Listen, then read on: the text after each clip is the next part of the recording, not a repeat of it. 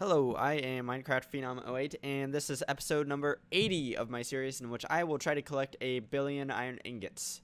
In today's episode, I am hopefully going to be able to create and travel to a dimension that is made of iron ore blocks. Now, to do this, we are using a mod called RFTools Dimensions, and we have a little setup down here running. Now, to get started, obviously we're working with dimlets as we were last episode, and we have just one dimlet made for our dimension. Now let's take a look at what else we can do to make a nifty little dimension. Actually, let's type in @dimensions. That way we don't have all the RF tools stuff popping up. Let's see here, the terrain dimlet. We could go with a flat terrain, and I think that's what I'm going to do for my first dimension here. And that's because you can craft this dimlet like so. So actually, I need to traverse back to my regular applied energistic system because I'm going to have to automate a few of these craftable dimlets. So let's take a look here. Let's get this all crafted up. And we want the flat one. We do not want the void one. That would be bad. So first we need the dimlet template, which is made like so, and we should have some paper. I'm not sure how much, but we have plenty of paper for right now. So let's make, say, like 9 of these guys, and then let's make this flat. This guy right here. I don't think I have any bricks, but I can go ahead and make a few of those. Let's throw these back in, and we should be able to pull that out. Now, what else can we do here? I would like the controller dimlet because the controller dimlet for the, I think this is for biomes. Yes. And that is because I definitely want to control what biomes or biome shows up in my world. So that is made like so.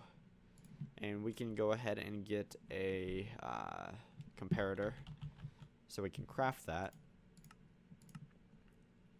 So now we have that, and let's see, is there anything else I want? I don't really care about mobs. I would very much like to grab let me see if I can find it. Oh, did I grab the default one or the same? Okay, I grabbed the right one. Sky dimlet. Normal day. Oh, that's not what I want. I want the time dimlet, and I can't. There we are. Because I want the world in which I craft to have a normal type cycle. Not normal day-night cycle. So let's get a clock, and we should have just enough of these templates made. I can pull this out as well. Let's see if there's anything else I want to grab. The sky dimlet. Honestly, I think custom skies are kind of cool, so I'm not going to go ahead and craft that. Effect dimlet. I probably should go ahead and craft this because there's a chance I could get like weird effects that I don't want in my world. So let's go ahead and grab that.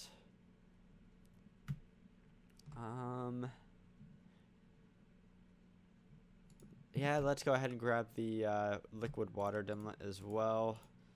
This world's going to be pretty ordinary, except for the fact that it's going to have one biome, and it's all going to be iron ore. If I make it right. If I screw up, then we'll get something else. But I think that's all we need for right now. So let's go ahead and toss all of these guys in my applied energistic system, and then let's see what we need to do to make a biome dimlet. And I'm gonna probably have to use my biome absorber, and I'm not exactly sure how that works. But actually I need to go right here because let's go to desert. And we can actually do, okay, so this seems pretty basic. Do I have I do have the biome controllers here. So let's actually grab my biome absorber and place this block in an area, and it will gradually absorb the essence of the biome it is in. Okay, so we are in the desert right now, so I can just go ahead and place that down, and it should do its thing. So to make the desert biome, let's get everything else ready. If I can spell right. We need basic level. So basically we need very basic components for this. Let's see. We need the basic part, the basic memory. We have the biome controller. We need the basic energy circuit.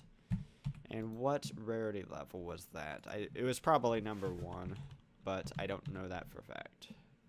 Yes. Apparently this dimlet is really easy to make.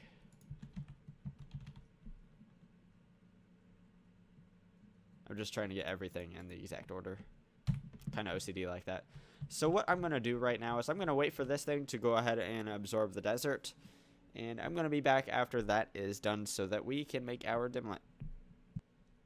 Now the biome absorber is done. It says 100%, and as you just saw, the particle effects have stopped. So let's go ahead and grab that, and then we can go ahead and come over here and see if we can't make this bad boy. And that gives us the desert biome.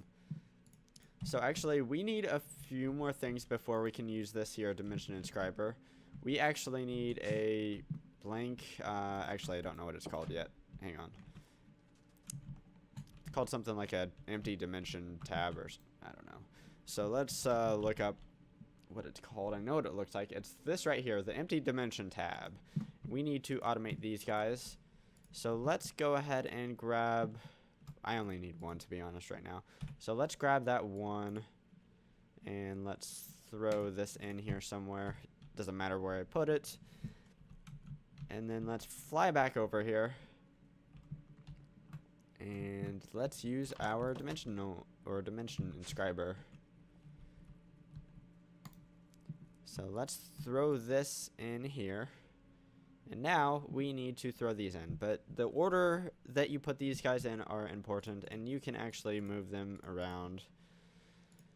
But if we were just to throw that in there, it says warning, as in there are dangling modifiers in this descriptor. Essentially, this isn't really doing what it should at this point because it doesn't know what I'm trying to modify to be iron ore. Now what you can do is you can hold shift as you hover over these guys, and it gives you a little bit of additional information. If we go to the terrain modifier right here, it says this affects the type of terrain that you will get in a dimension. This dimlet can receive liquid and material modifiers which have to come in front of the terrain. So essentially, if we put the material and liquid modifier in, it says warning, but if we put this in after it, it says okay, because now it knows that we are modifying the terrain with iron ore and water. Now I think the next few we can just put in any order. However, this, I think we have to put the biome in front of it. So if I were to do this, I'm not sure if this would work out in any way, shape, or form how I would want. But I know that I would prefer that I have only desert biome and it be covered with iron ore and water. So to do that, if I put the controller dimlet here, let me see. Actually, I don't know that it matters.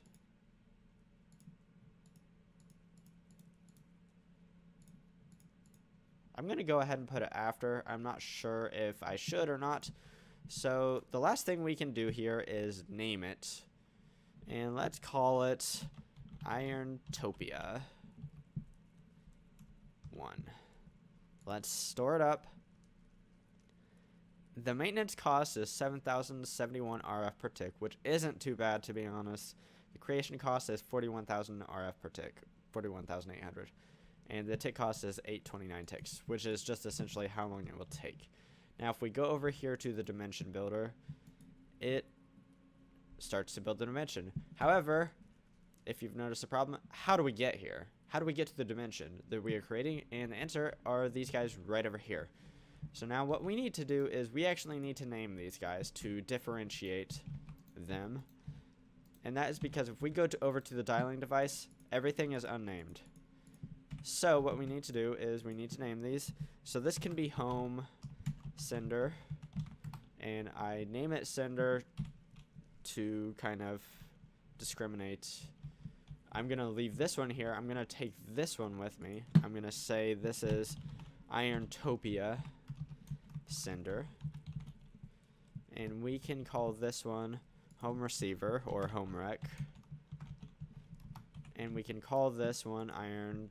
Actually, I don't need an Irontopia rec because there will be one there, so we can just name this one unused for right now.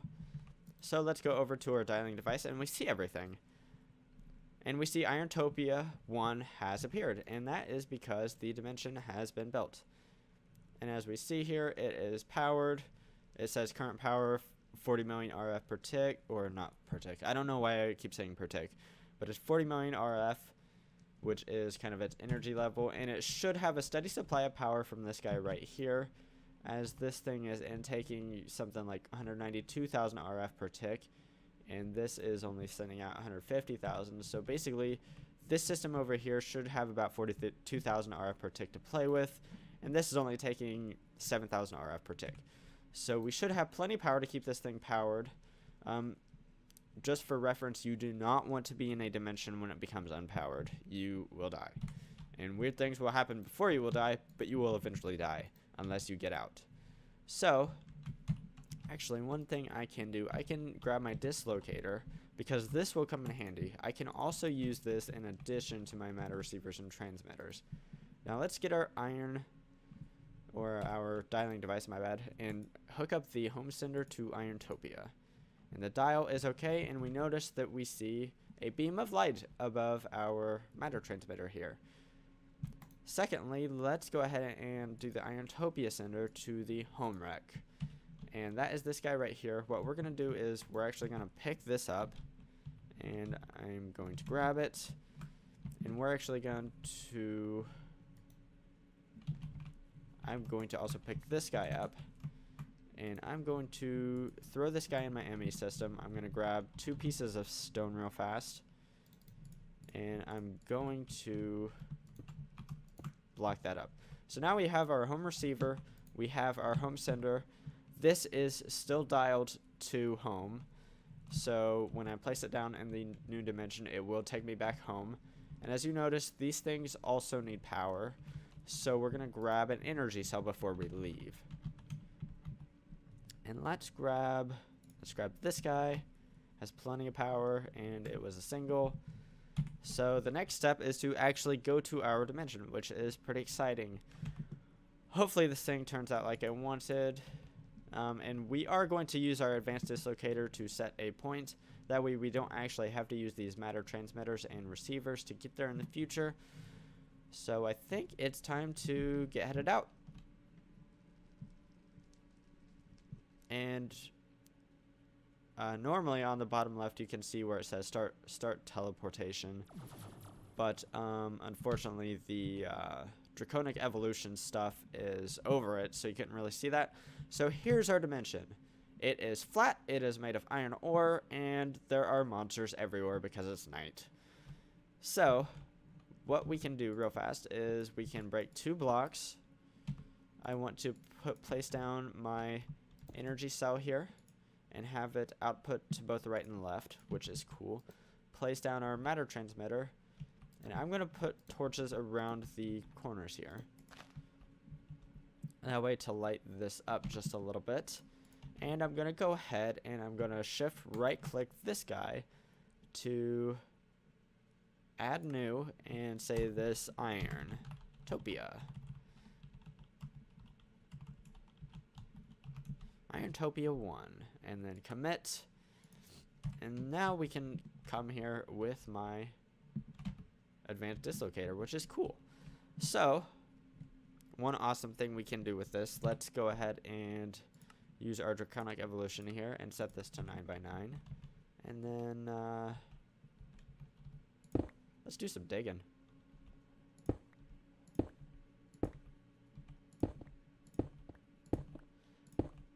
I'm not actually going to use this dimension right now, like because there's no good way that I have right now to automatically mine.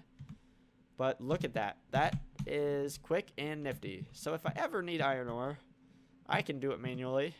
And I can do it really fast because of this guy right here. So let's go ahead and go back. And actually, I probably shouldn't even use the teleport anymore because my advanced dislocator would probably be faster. But that is my new iron ore dimension. So that's pretty cool. And in the future, we can even do things a little more advanced. Like, I could have went with iron blocks, which would get me definitely more iron. Let me see here. Iron blocks. And let's actually go over here to block of iron. Let's see here. The maintenance cost is huge, though. Look at that. 6,000 RF per tick versus our 1,400 RF per tick. And not to mention, we could have made the water, instead of having water, we could have done molten iron, which is 3,000 RF per tick, which also will be awesome. I will definitely do that in the future, to be honest, because that's just cool. But for right now, I think my dimension is pretty nifty, although not super useful. In the future, I will probably make something to automatically mine in that dimension, but for right now, I think we'll just call it good. I know today's episode was actually pretty short, but that's okay. That's not cool. Get out of here, Sand. Stupid Enderman. Anyways, I have added a couple lines of induction smelters right here. This line and this line to aid my iron ore processing, and I've actually seemingly run out of cinnabar and rich slag, so right now that's not really running like it should. But anyways, in today's episode, I managed to make a dimension out of iron ore blocks, which is pretty awesome, even if it's not completely super usable at this point. I can go there anytime I want with my advanced dislocator, or I can use my matter teleporters to get there. And it's a pretty nifty dimension. It should have a day-night cycle exactly the same as a normal world, but it is flat, made of iron ore, and there is iron ore everywhere. I think it's just really cool. And you can do super advanced things with RFTools Dimensions. It's just a super, super cool mod. The only thing is, if you start to do really complex things with awesome blocks, it tends to get really, really expensive in terms of RF per tick cost. So, got to keep that in mind as you build your own dimensions. As of right now, I have 314 million iron ingots, which is awesome. It means I'm getting just over 10 million iron ingots per day, which was kind of my goal starting, to be honest. Because I knew that if I got to that rate, getting to 1 billion iron ingots would just simply be a matter of a little bit of time. And by a little bit of time, I mean like 100 days, because that's just math. But anyways, I'm pretty happy with our progress today. So signing off, I am Minecraft Phenom 08, and I will see you next time.